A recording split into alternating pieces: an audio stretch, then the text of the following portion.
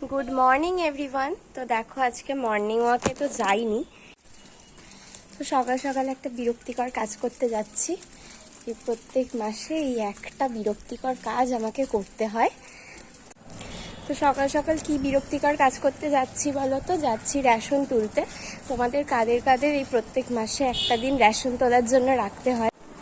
এই দেখো বন্ধুরা, চলে এসেছি রেশনে। এটা আমাদের রেশন দোকান নয়, এটা একটা ক্লাব। এখানে আগে আমরা ফিঙ্গারপ্রিন্টস দেব, তারপরে রেশন দোকানে গিয়ে মালটা নিতে হবে। তো তোমাদের কাদের কাদের এই নিয়মটা চলে রেশন দোকানে অবশ্যই জানিও। দেখো গাইজ, আমার লাইন হচ্ছে 11 জনের পরে। তো 11টা 17 ট্রেন ধরার আছে, আজকে এক জায়গায় যাব। তো 11 জনের পরে লাইন, জানি না কতক্ষণে হবে, কারণ এখানে প্রচুর লেট হয়। প্রথমে ফিঙ্গারপ্রিন্টস দেব, তারপর ওখানে গিয়ে মালটা কালেক্ট করব। অনেকটাই সময় লেগে যাবে। এখন বাজে ওই 8:35। দেখি কত তাড়াতাড়ি হয়।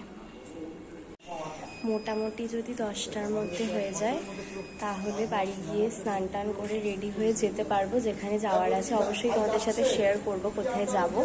কালকে বেরিয়েছিলাম, কিন্তু বৃষ্টির জন্য ট্রেন গন্ডগোল ছিল আর যাওয়া হয়নি। তো দেখি কতক্ষণ লাগে। এখানে মনে তো হচ্ছে না আজকে যেতে পারবো বলে। যদি দেরি হয় তাও বেশি সমস্যা নেই, কারণ আমি বাড়িতে একদম ঘরটার পরিষ্কার করে মুছে জামা কাপড় কেচে ঠাকুর বাসন মেজে এসেছি। মানে গিয়ে শুধু স্নানটা করে খেয়ে রেডি হয়ে নেবো।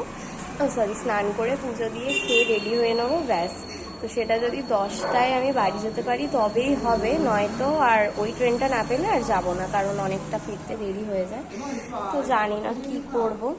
তবে কি বলতো, এই বিরক্তিকর কাজটা করতে কিন্তু আমার বেশ আনন্দ লাগে, কারণ এই যে রেশনটা আমি কষ্ট করে তুলি, তারপর কিন্তু রেশনের জিনিসগুলো বিক্রি করে টাকাটা আমিই নিই। তোমরা কারা কারা এটা করো অবশ্যই কমেন্টে জানিও।